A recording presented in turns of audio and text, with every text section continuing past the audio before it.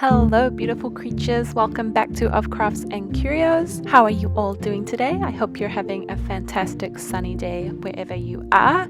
Today's video I'm going to be showing you how I made my beautiful earth-inspired bog fairy, which I have been teasing heavily on my Instagram page, so if you aren't subscribed there, do go check me out at Crafts and Curios on Instagram. And if you're not subscribed here, hit that subscribe button. I see you guys. I see you 66% of my viewership not subscribed. You know, subscribing to someone's YouTube channel is a great way to support small artists, local artists, and people just sharing things with the world. Plus, every time you do, you can imagine the happy dance that the artist or creator makes when they see that you've subscribed.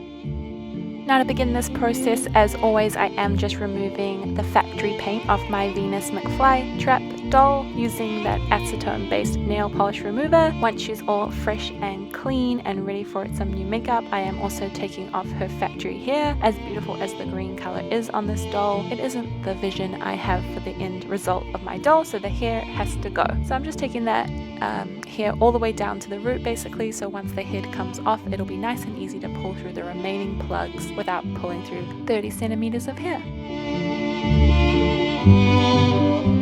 As always, I'm using boiling water.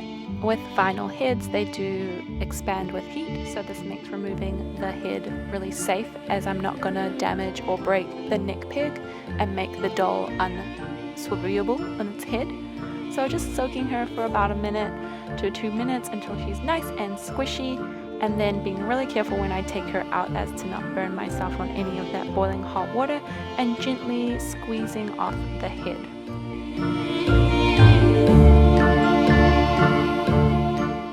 And now removing those hair plugs that are remaining, I'm just putting a small pair of barber scissors in that head and breaking up those glue bonds. This doll also had some felting on the side of the head, so I'm just using that acetone based nail polish remover and gently rolling that off with a Q-tip so that she'll be nice and bald and ready for her new hair.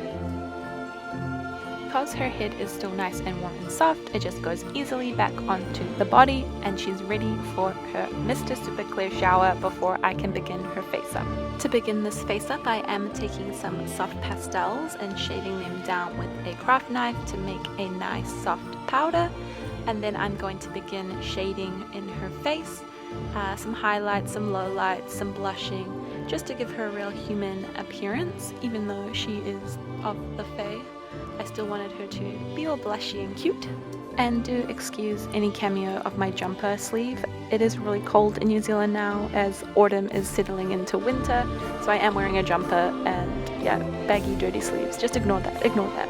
As for the inspiration behind this doll, I was wanting to play into the elementals, and having recently celebrated the Samhain Sabbath, I thought a bog fairy would be a great way to demonstrate the earth element in a doll, as bogs are places of decomposition and, you know, greenery going to die and ferment, and similar to swamp or wetlands in the US, I guess. So I thought that was a good way to tie in the recent Sabbath and the earth element and create something kind of beautiful out of something decaying, like the dead foliage I'll be using later on. And who knows, if you guys like this doll enough, maybe it'll become a series. Maybe I'll do 4 elemental fairies or something along those lines. But anyway, I'm up to penciling in finer details using my watercolor pencils after a seal of Mr. Super Clear over that blushing. I'm starting with the freckles, which I never really do. Normally I do freckles last, but I was kind of lost in the direction of where to take this doll, as in her facial expression, her eye makeup, all that good stuff. So I started with the freckles, hoping inspiration would come, and it does, so that's good.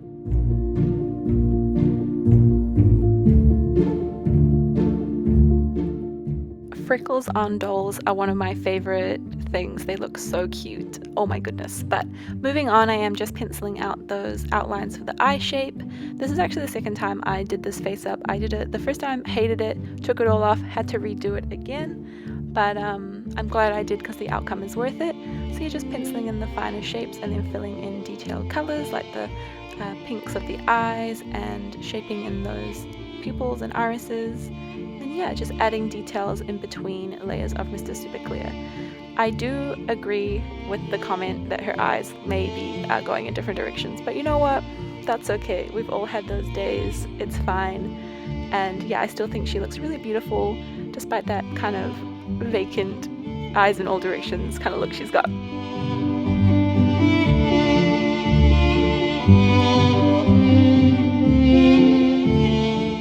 As for shading in the lips, I did want to keep it super neutral and natural, as I was inspired by the earth element. I didn't want to go too over the top with a really bold makeup look. Maybe one day I'll do a doll that does have a really bold makeup look, but this was not the doll. And this is her completed face up. So moving on to her hair, I wanted to do something contrasting to the green, so I thought a kind of coppery auburny red would be cute, but then I realized actually that's very Princess Fiona.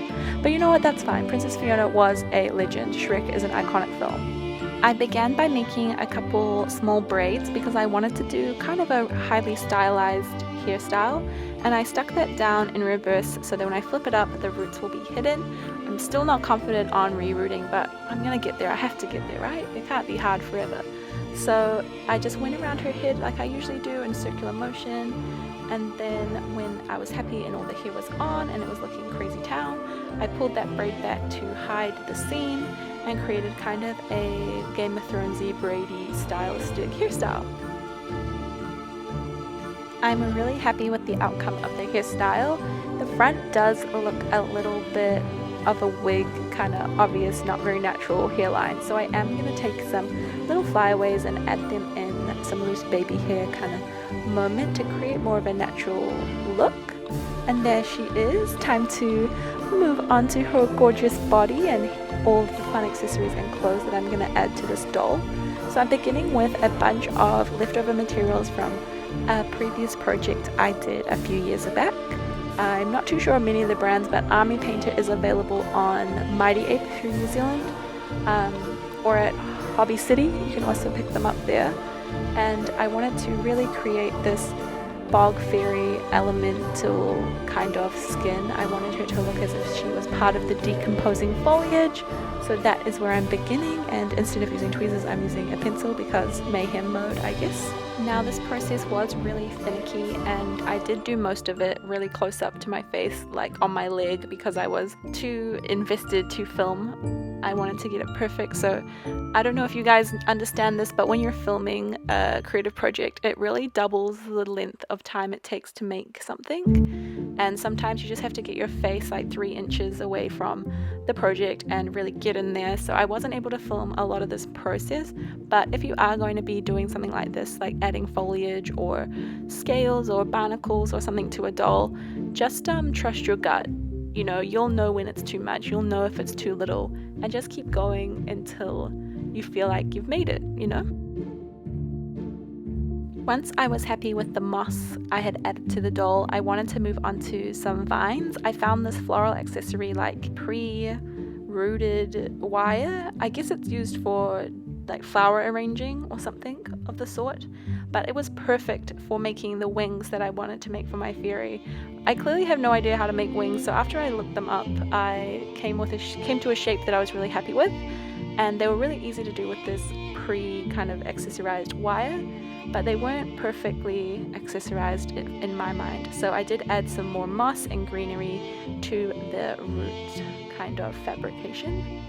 And if you weren't lucky enough to find a kind of prefabricated wire like this, creating it would be very easy. You would just submerge the wire in your choice of glue, and then you would use any kind of scenery, hobby fill that you could find at your local hobby or craft store. Like this would easily be just a fake polyester dirt just rubbed on top of a wire. So don't be disheartened if you can't find the exact same one. If you wanted to make wings like this, any hobby store will have fake scenery supplies that you could easily douse your wire in. Now that the wings are sufficiently mossified, it's time to move on to the actual wing filling part of the wing. And I'm going to be using dried dead leaves from the autumn season here in New Zealand. They are so well dried that they kind of feel like paper. I don't know if you guys ever go and touch dried leaves, but they do feel and kind of work like paper. So I am just very carefully going to size them up, stick them on, and then cut them to shape. You could do this with that vinyl plastic stuff, but for some reason I can never find that here in New Zealand, and I really love the veiny texture, I think, of the real leaf. It creates a real earthy effect that is perfect for the idea of a bog fairy. And you know, these are just going to decompose anyway, so it's not like you're harming the plant by taking these leaves that are already on the ground. The bigger wing did take 3 separate leaves and creates kind of a cool texture for the back of the wings, so that was fortunate. Here I'm just using my classic 450 glue found at Spotlight in New Zealand and Australia to adhere the leaves one on top of the other, and then I again will be trimming down to shape closely to the wire so that they look like cute little wings. The process is pretty finicky and delicate as the wire does move around and the leaves are crumbly like paper, but the effect is well worth it. So if you're going to make wings this way, just take your time, trust the process. And because I'm using a clear glue to begin with, it's not going to dry down matte or like any more clear than it already is. This is okay in my mind because it does look like dewdrops or, you know, like fresh rain on the leaves and roots. So I'm happy with it being part of the stylization of the wings, but if you're not, you can always use a white base glue or a matte like Mod Podge that's going to dry down clear and matte so you won't see it.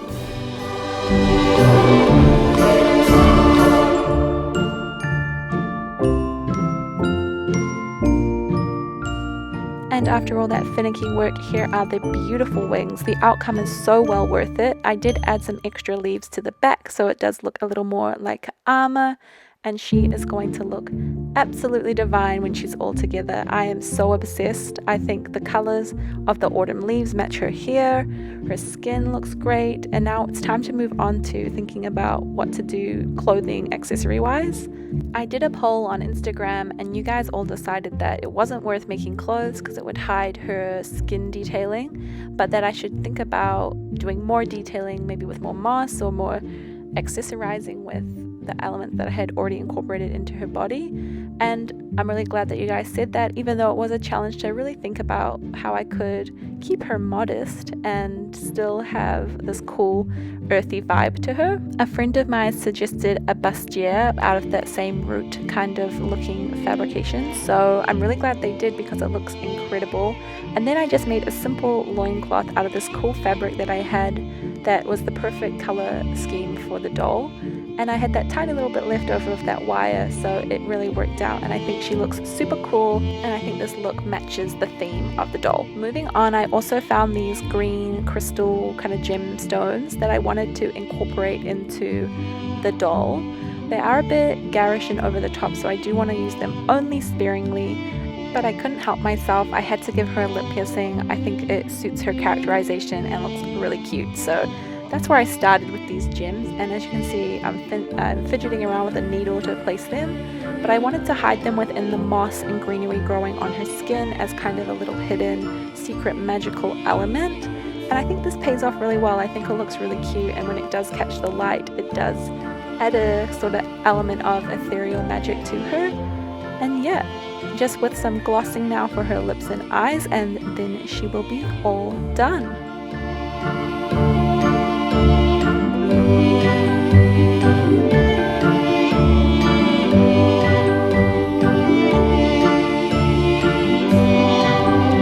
And this is her, my finished bog fairy. She looks so beautiful. I am so happy with the outcome of this doll. I think she tells her story really quickly. I think you can see the elements of decaying, mossy, dead foliage, and that she is of a different world.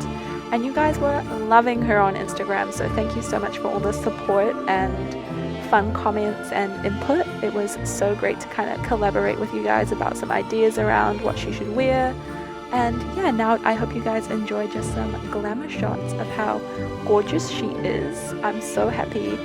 I am so obsessed with her. I do think fairies are something I want to do more of. Here is a comparison between the original Venus doll and her. As you can see, totally different doll. And yeah, if you did enjoy this video, I would love for you guys to leave me a comment. I think it's so funny when you guys tell me that you think my accent is cute. I don't think I have an accent, as most people don't think they have an accent, but it's so funny to hear that you guys notice it. If you want to see more cool crafts and curios, do follow along on Instagram for sneak peeks and hit the subscribe button so you can be the first to know when I do post a new video about a project. And I can't wait to catch up with you guys real soon with a new video. And as always, stay tuned for more crafts and more curios.